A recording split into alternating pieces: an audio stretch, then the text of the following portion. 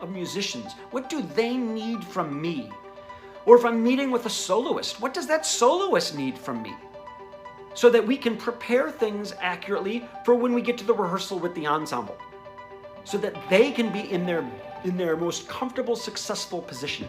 And that's crucial when you're working with some level of soloist.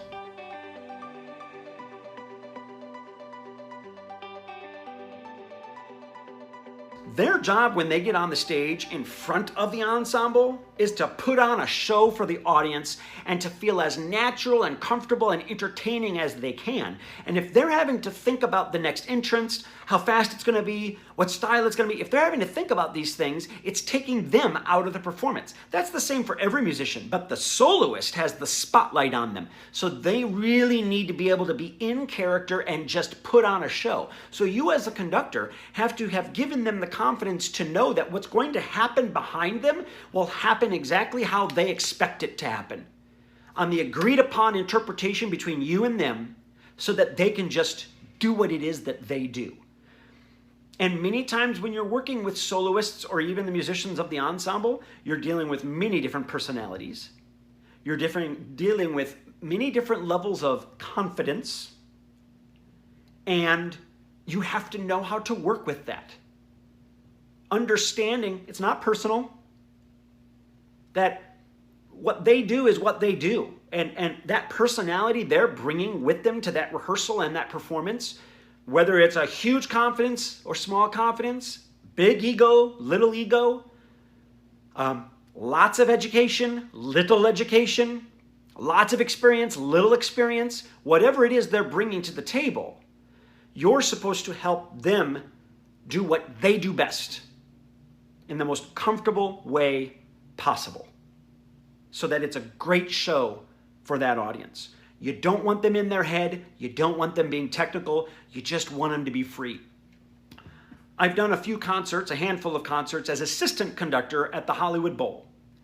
And on some of these, on all of them, I've met with singers ahead of time to work them through what their songs are, how they're going to perform on stage. And something I've learned over the years while doing this kind of a position is that in many ways, my job is not as much about teaching them the song, because most of them, by the time you meet with them, they have a pretty good grasp of the song. Most of the time, they've got it. It's the confidence. Especially if it's someone who has a lot of experience acting, but maybe not singing, or a lot of experience behind the camera or in front of the camera on TV or movies, but maybe not on the live stage. So you're trying to help them feel as comfortable as they can be and as confident as they can be, so that when they get out on that stage, they can rise to the standard they would like to be at and to the expectation of what that audience is expecting from this famous personality that this audience has gotten to know. So you help them figure out how to be confident and comfortable. Sometimes for me, that has meant that I've actually had to go in front of the stage at the Hollywood Bowl, right in front of the first row of seats, to help conduct and cue the singer so that they felt really confident when and where to come in. That's a part of being a conductor. Sir George Solti, famous conductor of the Chicago Symphony for many years, made the Chicago Symphony what they were about 30 or so years ago. He was a very successful opera conductor. And he used to say that the main job of the conductor in an opera is to help the singers feel comfortable and confident when to start singing, each entrance that they have. They know how to sing it. Just help them feel comfortable when to sing it. And it's not necessarily because they don't know. It's because once they get on that stage in front of the audience, they're in character. And you don't want them to have to break character, to have to think about, okay, I come in 3 beats, now. You just want them to be in character, and they see you give them the cue. This is when you start singing. He worked with the best opera singers in the world, at the best opera houses in the world. And cueing the singer and helping them feel confident is what he felt was the most important job of the opera conductor. That's true with Broadway. That's true with any singing. Allow that singer to entertain.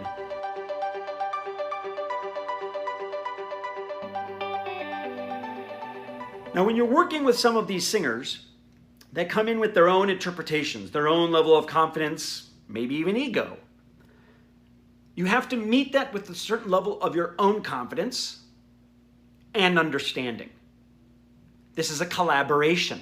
There's got to be some give and take, but you have to be willing to listen to them, consider what they have to say, especially because if this is what they do all the time, if there's somebody that sings Broadway songs all the time, well, then they have a lot of experience on Broadway. They're going to probably bring something to the table in your conversation that you need to consider that's probably going to be very important in helping to form the performance. At the same time, be confident in yourself. If you've done your homework, if you've studied this music, studied the composers, studied the era, the history, and you've really truly come up with an interpretation of this music that you think is valid, be open and confident in talking to them about it, but willing to collaborate. Sometimes they're going to go right along with you. Sometimes they may say, no, this is how I do it. And the reality is, if they're the star and if their name is on the marquee, then you've got to give a certain level of respect to that and let them do what they do. They're famous for what they do. It might not meet your interpretation, but you're not hiring them to come and sing that in that concert because of the interpretation you want to create sometimes. Sometimes you're hiring them because of the interpretation they have that has become famous and successful. You have to understand that and work with it. And then you have to be prepared for the fact that sometimes they may not know, or they may think they know, and in rehearsal it goes one way.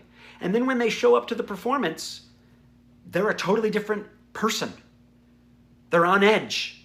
Their antenna have totally come up now because it's performance day and they're highly aware of everything.